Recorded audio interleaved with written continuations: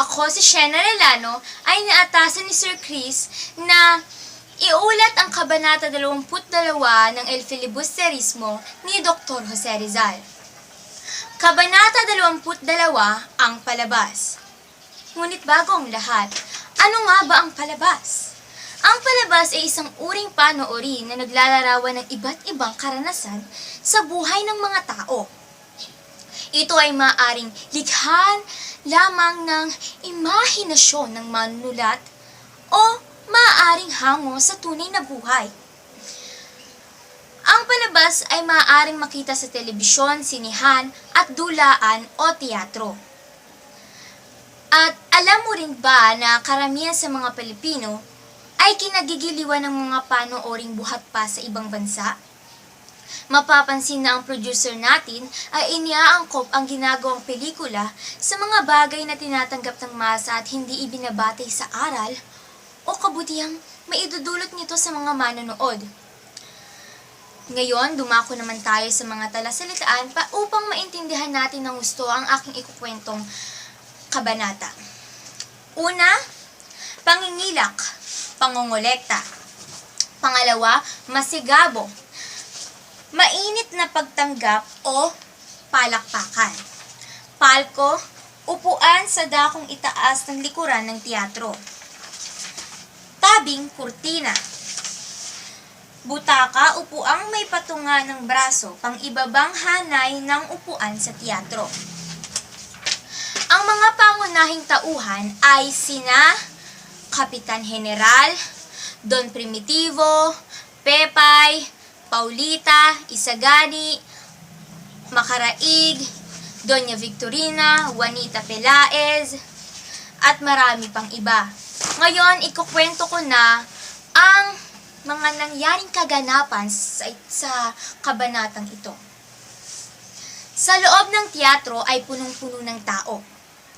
Halos iilan na lamang ang mga bakanting upuan, ngunit hindi pa nagsisimula ang palabas sapagkat hinihintay nila ang Kapitan General.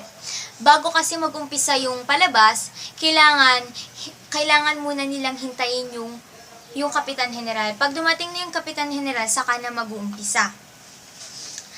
Sa loob ay naroroon din si Don Primitivo na naupo sa isang butaka.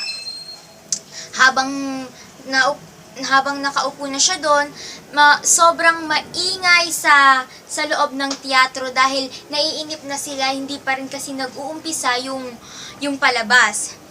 Tapos, nang biglang dumating yung may-ari ng upuan na inupuan ni Don Primitivo. Dahil doon, nagkaroon ng kaunting gulo na nagdulot ng kasiyahan sa mga taong naiinip. Kasi dumating pinapaalis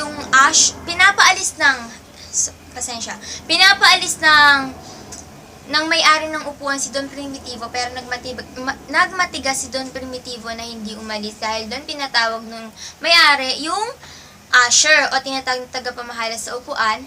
Ngunit hindi pa rin umalis si Don Primitivo. Tapos doon pumunta na yung tagapamahala ng teatro, hindi pa rin nila mapaalis. Kaya doon, nagkaroon ng kasiyahan yung mga tao. Habang nagaganap yun, ay biglang tumugtog ang Marcha Real. Sapagkat, ito na pinakahintay, dumating na ang Kapitan General. Naupo na ang Kapitan General at pagkatapos nun ay nagsiupuan na rin ang lahat ng mga tao sa teatro at doon nagumpisa na ang palabas. Nasa loob din ng dulaan si Pepay. Siya ang kinunsyaba ng mga estudyante at siyang gagamitin kay Don Custodio upang palambutin ang puso. Yung mga estudyante kasi meron silang itinakdang gawain nila na magpapagawa sila ng akademya. Yung gagawin nilang yung akademya para sa kanila, para sa lahat. Kaya yun, pinapalambot nila yung puso ni Don Custodio. Tapos, si Makaraig ay nakikipagtingin ng maigi kay Pepay dahil tila may nais pa itong sabihin. Gusto kasing sabihin ni Makaraig. may makahulugang ipinupukol si Makaraig kasi ibig niyang kausapin ang babae. Dahil masaya ang mananayaw, masaya rin ang mga estudyante dahil hinuhulaan ng mga estudyante na tagumpay ang nilalakad nila. Ibinalita naman ni Sandoval na ng hapong iyon ay sinuri at pinagtibay naman ang kataas-taasang lupon ng kahilingan nila. Si Pekson, nang sandaling iyon ay tila nagbago ang isip na dating naniniwalang walang mangyayari sa lakad nila, ngayon ay natatanaw na pag-asa dahil nakangiti nga si Pepay. Si Isagani lamang ang tanging hindi masaya dahil nakita niya sa dulaan si Paulita na kasama si Pelaez na kanyang karibal. Tinatanaw-tanaw pa niya si Paulita sa palkong handog ni Juanita Pelaez. Si Doña Victorina naman ay siyang-siya kay Juanito at iniisip pa na sa oras na mamatay si Don Tiburcio ang asawa niya ay pakakasalan pa niya ito. Nang matanaw ni Paulita si Isagani, pinahiwatig ng kanyang titig ang paghingi ng tawad at ang pangakong pagpapaliwanag pagkatapos. Selos na selos ang Makata, nakalarawan sa mukha ang magkakahalong galit, selos, insulto at hinanakit. Dahil nga kasi mahal ni Isagani si Paulita, selos na selos siya dahil si Juanito ang kasama niya, kasama ni Paulita.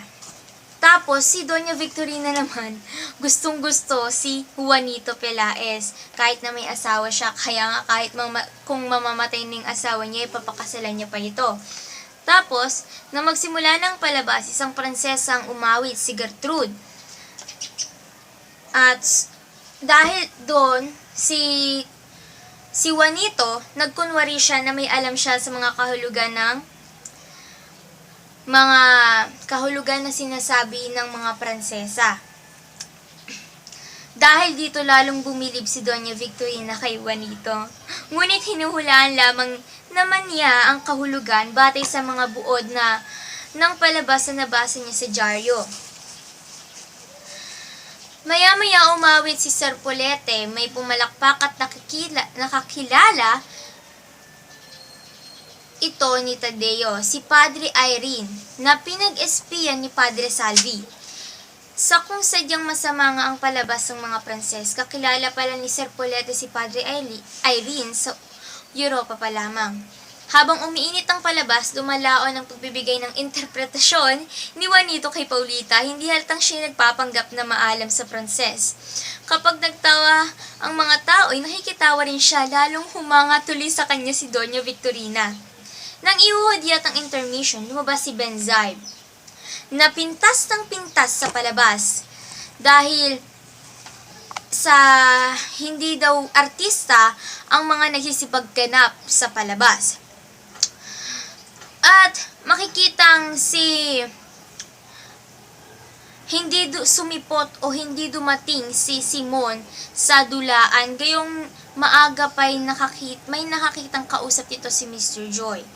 Si Tadeo naman ay nagpunta sa palko ni Don Custodio para ito'y libangin at nang makausap ni Makaraig si Pepay. Kinausap naman ni Sandoval si Isagani, ngunit bahagya ng sumagot dahil nasa kay Paulita pa rin ang isip. Pinagtalunan ng mga estudyante ang kagandahan at kapangitan ng wikang Pranses. Maya-maya dumating si Makaraig mula kay Pepay. Malungkot siya. Nag-usisa lahat hinggil sa napag-usapan nila ni Pepay. Dala ni Makaraig ang isang sulat para kay Pepay na ipinadala ni Don Custodio. Sinasabi sa sulat na ng hapong iyon, sinang-ayunan niya ang kahilingan ng mga estudyante ayon sa paraang gusto ng mga ito. Mapait ang ngiti ni Makaraig. Ipinahayag ni Makaraig na bagamat sinang-ayunan ng paaralan, ito'y ipinasa sa ilalim sa Universidad ng Santo Tomas sa pamamahala ng mga Dominiko. Nawala ang pag-asa ng mga estudyante, tumayo si Isagani at umalis na nang hindi umiimik. Sabi ni Makaraig, upang makatiyak na kalahok tayo sa pamamahala ng akademya, tayo ay pinagagawa ng pangingilak ng abuloy. Tungkulin din nating ibigay sa ingat yaman ang napili nating samahang mga ngasiwa. Tapos bibigyan lamang tayo ng ingat yaman. Kung gayoy mga kabesa de barangay tayo, sabi ni Tadeo.